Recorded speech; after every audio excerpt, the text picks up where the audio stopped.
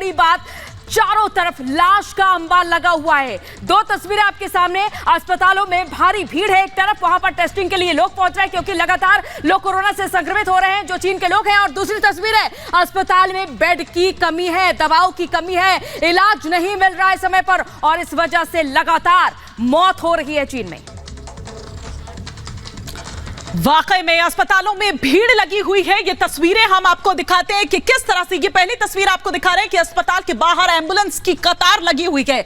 ये पहली तस्वीर आपको दिखा रहे हैं। दूसरी तस्वीर हम ये दिखा रहे हैं, दरअसल ये टेस्टिंग सेंटर जो आप यहां पर देख पा रहे हैं, और उसके बाहर लंबी लंबी जो कतारें हैं लोगों की टेस्ट कराने के लिए, दरअसल वो लगी हुई है। तो ये आप देखिए कि किस तरह से भयावह स्थिति जो है वो अब वहां चीन में अस्पतालों में नजर आ रही है। मेट्रो स्टेशन की तस्वीर हम आपको दिखा रहे थे। अस्पताल के फर्श पर आप देखिए लाशों का अंबार लगा हुआ है, शवों का ढेर यहां पर लगा हुआ है। ना केवल इतना, बल्कि आप ये सोचिए कि इलाज के लिए भी जमीन पर ही मरीज लेटे हुए हैं। ये पांचवी तस्वीर हम आपको दिखा रहे हैं जहां पर सोशल डिस्टेंसिंग के साथ जो शॉपिंग है वो की जा रही है। एक बार फिर से वही दौर जो बहुत ज्यादा वक्त बीता नहीं है अभी, इस दौर को यहां पर देखे हुए अपने देश में भी। ये छठी तस्वीर हम आपको दिखा रहे हैं कि अस्पताल के बेड्स जो हैं वो फुल हो चुके हैं, और यही कारण है कि नीचे जमीन पर ही मरीज लेटे हुए हैं, सिर्फ इस उम्मीद के साथ कि जल्द से जल्द जो उनका इलाज है वो शुरू हो जाए। यहां आप देखिए कि किस तरह की स्थिति अस्पताल के भीतर से नजर आ रही है। ये सातवीं तस्वीर हम आपको दिखा रहे हैं जो कि अस्पताल के भीतर की है, जहां पर इलाज के लिए गुहार लगाते हुए, घुटनों के बल आप इस शख्स को देख पा रहे थे, इलाज के लिए गुहार लगा रहा है कि किसी तरह से उस शख्स का इलाज शुरू कर दिया जाए। तो इस तरह की भयावह तस्वीरें, खौफनाक तस्वीरें जो एक बार फिर से चीन से आ रही है, निकलकर पांव पसार रही है। अमेरिका हो, जापान हो, भारत की बात करें तो यहां भी 4 केसेस इस नए वेरिएंट के मिल चुके हैं। प्रियंका। बिल्कुल हिमानी, और जो तस्वीरें आपने दर्शकों को दिखाई हैं वो वाकई डरा रही हैं, खौफजदा माहौल बना रही हैं, क्योंकि ये हमें दिख रहा है कि एक सांस के लिए चाइना में लोग तरस रहे हैं, गुहार लगा रहे हैं कि कैसे ही इलाज मिल जाए, और जब इलाज नहीं मिलता, जब दम तोड़ दे रहे हैं, तो उसके बाद शमशान के बाहर भी ऐसी लंबी कतार मिल रही है। लेकिन चाइना जो है वो सही आंकड़े छुपा रहा है। WHO कह रहा है कि सही आंकड़े बताने चाहिए। इस पूरी खबर पर आपको एक रिपोर्ट दिखाते हैं।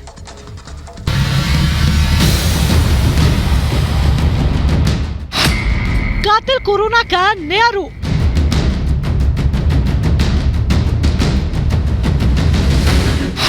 BF.7 का प्रहार, चीन में हाहाकार।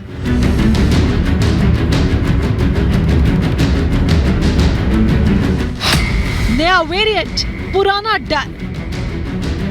कोरोना का वेरिएंट BF.7 चीन में तबाही मचा रहा है। इस वेरिएंट ने चीन ही नहीं, पूरी दुनिया के होश उड़ा दिए हैं। कातिल कोरोना के इस वेरिएंट को बेहद घातक माना जा रहा है, क्योंकि अभी तक सामने आ चुके कोरोना के सभी वेरिएंट से इसकी संक्रमण दर बेहद ज्यादा है। BA.5.2.1.7 ओमिक्रॉन का सब वेरिएंट है, जिसे शॉर्ट में BF.7 कहा जा रहा है। स्पाइक प्रोटीन में खास म्यूटेशन से ये वेरिएंट बना है, जिसका नाम R346T बताया जा रहा है। अभी तक कोरोना के जितने वेरिएंट मिले हैं, उनमें BF.7 को सबसे ज्यादा खतरनाक माना जा रहा है। कहा जा रहा है कि ये शरीर में मौजूद एंटीबॉडी को चकमा देकर शरीर में घुसने की ताकत रखता है। आपको बता दें, वेरिएंट पर एंटीबॉडी का असर नहीं होता। वैक्सीनेशन के बाद भी ये शरीर में घुस सकता है। BF.7 की RO वैल्यू 10 से 18.6 है। ये औसतन 10 से 18 लोग संक्रमित कर सकता है। चीन में कोरोना का ये वेरिएंट तबाही मचा रहा है। विशेषज्ञों का मानना है कि चीन के लोगों की कमजोर इम्यूनिटी भी इसके पीछे वजह हो सकती है, क्योंकि चीन में कुछ दिन पहले तक जीरो कोविड पॉलिसी थी। इसके चलते लोगों में हर्ड इम्यूनिटी डेवलप नहीं हो सकी। चीन में लोगों का वैक्सीनेशन भी ज्यादा नहीं हो सका। 2021 में भारत में कोरोना के डेल्टा वेरिएंट ने कहर बरपाया था। एक्सपर्ट्स का दावा है कि चीन में ऐसी ही तबाही BF.7 वेरिएंट से मच सकती है। डेल्टा वेरिएंट की वजह से भारत में जितनी मौतें हुई हैं, चीन में उससे कहीं ज्यादा मौत इस वेरिएंट की वजह से हो सकती है। चीन से मिला कोरोना का नया वेरिएंट अभी तक America, Bharat, UK, Belgium, Germany, France, Denmark समेत कई देशों में फैल चुका है। अमेरिका में मिले नए कोरोना केस में BF.7 वेरिएंट के 5.7% केस है। बेल्जियम में इनकी संख्या 25% और जर्मनी में 10% है। भारत में अभी तक इसके 4 केस मिल चुके हैं। डॉक्टर्स इस वेरिएंट से लड़ाई के लिए वैक्सीन को ही सबसे बड़ा हथियार मान रहे हैं। कहा जा रहा है कि ये वेरिएंट भारत में ज्यादा असर भले ही ना दिखाए, लेकिन कमजोर इम्यून लोगों के लिए घातक हो सकता है। इस वेरिएंट के लक्षण की बात करें तो BF.7 के लक्षण भी दूसरे वेरिएंट के जैसे ही हैं। ये इंसान के श्वसन तंत्र पर हमला करता है। बुखार, जुकाम, खांसी, शरीर में दर्द इसके प्रमुख लक्षण हैं। यूरोप के वैज्ञानिक इस वेरिएंट पर बारीकी से नजर बनाए हुए हैं। अभी तक चीन के अलावा किसी दूसरे देश में कोरोना के नए वेरिएंट का ज्यादा घातक असर देखने को नहीं मिला है। संक्रमण दर भले ही ज्यादा है, लेकिन चीन को छोड़कर दूसरे देशों में मौतों की दर अभी भी कंट्रोल में है। Bureau report, Republic Bharat.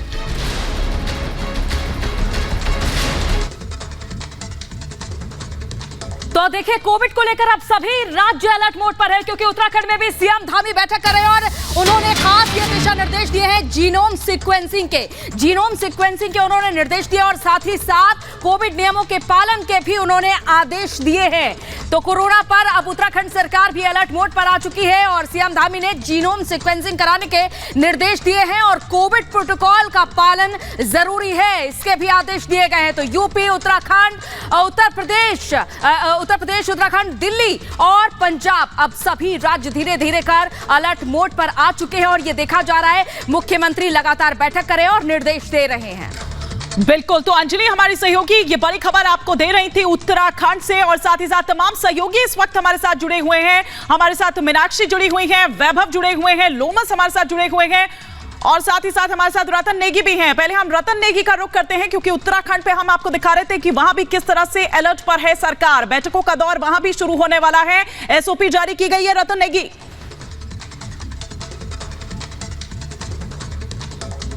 मुख्यमंत्री पुष्कर सिंह धामी अब से ठीक 12:30 बजे सचिवालय पहुंचेंगे, जहां पर स्वास्थ्य महकमे की बड़ी बैठक उन्होंने यहां पर बुलाई है। इससे पहले मुख्यमंत्री पुष्कर सिंह धामी ने तमाम दिशा निर्देश दिए हैं। उत्तराखंड के जो सचिव स्वास्थ्य हैं डॉक्टर राजेश कुमार की ओर से सभी सीएमओ को अलर्ट रहने और कोविड पॉजिटिव मरीजों को 10% सैंपल की जीनोम सीक्वेंसिंग करने के यहाँ पर निर्देश दिए गए हैं। इसके साथ ही कोविड प्रोटोकॉल का पालन करने के एक बार फिर से यहाँ पर निर्देश दिए गए हैं। जनता से अपील की गई है कि आप कोविड जो प्रोटोकॉल के जो तमाम नियम है इनका यहाँ पर पालन कीजिए। और लगभग 12:30 बजे की बात है, मुख्यमंत्री पुष्कर सिंह धामी सचिवालय पहुंचेंगे। स्वास्थ्य मंत्री धन सिंह रावत यहाँ पर मौजूद होंगे। स्वास्थ्य विभाग के तमाम अधिकारी इस बैठक में मौजूद रहेंगे और क्या कुछ यहाँ पर दिशा निर्देश निकलते हैं ये आने वाले कुछ समय में तस्वीर साफ हो जाएगी। लेकिन उत्तराखंड जो राज्य सरकार है यह भी यहाँ पर पूरी तरह से सतर्क हो चुका है और जनता से अपील की जा रही है कि लगातार आप भी अब कोविड प्रोटोकॉल के नियमों का पालन यहाँ पर कीजिए। बिल्कुल ठीक है, आपने बहुत ही महत्वपूर्ण बात की है। अब उत्तराखंड की बात करें या उत्तर प्रदेश की बात करें, अलग अलग राज्यों में समीक्षा बैठक चल रही है कोरोना के ऊपर। लेकिन इसी बीच हम रुक करेंगे मीनाक्षी की तरफ। मीनाक्षी, विदेश से आए यात्रियों को लेकर क्या रैंडम सैंपलिंग की जो प्रक्रिया है, जो ये पूरा एहतियात है, ये आज ही से शुरू हो जाएगा या इसको लेकर कुछ और डेट फिक्स की गई है क्या, और इसको लेकर एडवाइजरी है?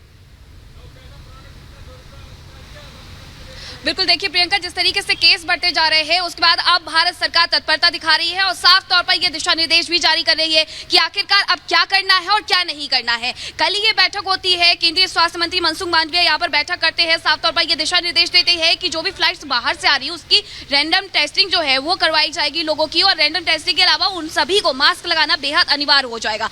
आज प्रधानमंत्री नरेंद्र मोदी भी उच्च स्तरीय बैठक करने वाले हैं। दोपहर 12:30 बजे के लगभग ये बैठक होने वाली है और उसमें भी तमाम दिशा निर्देश जो है वो आज जारी किए जा सकते हैं। लेकिन ऐसे में बेहद जरूरी हो जाता है ओमिक्रॉन वेरिएंट, जिसके 2 सब वेरिएंट है, BF.7 और BF.12। बिल्कुल मीनाक्षी, जो ये देखा जा रहा है कि आज एक तरफ बैठक हो रही है, लखनऊ का रुख कर लेते हैं। विवेक हमारे साथ जुड़े हुए हैं। विवेक, 20 करोड़ की आबादी का ये राज्य, किस तरह के यहाँ पर दिशा निर्देश, संभावनाएं जताई जा रही है, दिए जा रहे हैं?